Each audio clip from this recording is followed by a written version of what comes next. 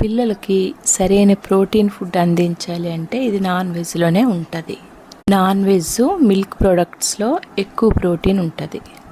నేను ఒక 100 గ్రాముల చికెన్ చిన్నదిగా కొట్టించాను, అంటే మటన్ కైమా లాగా చిన్న ముక్కలు కొట్టించి ఆవాలు జీలకర్ర అవన్నీ వేసి ఒక హాఫ్ టమాటా వేసాను. బాగా కడిగి క్లీన్ చేసి, అంటే వెనిగర్తో క్లీన్ చేశాను. నా కైమా కొట్టిన చికెన్ని డీప్ ఫ్రిడ్జ్లో పెట్టుకున్నాను.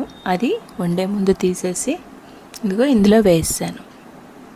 చికెన్ అయితే నార్మల్గానే తొందరగా ఉడికిపోతుంది. ఇంకా ఇంత చిన్న పీసెస్ కొడితే ఇంకా వేరంగా ఉడికిపోతుంది, కలుపుతుండగానే మెత్తపడిపోతుంది.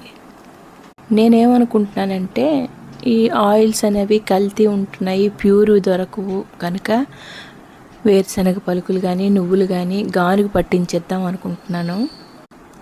అదైతే ప్యూర్గా మనకుంటుంది. ఇది మొన్నే టీవీలో చూశాను, పామ్ ఆయిల్ కల్తీ ఉంటుందని.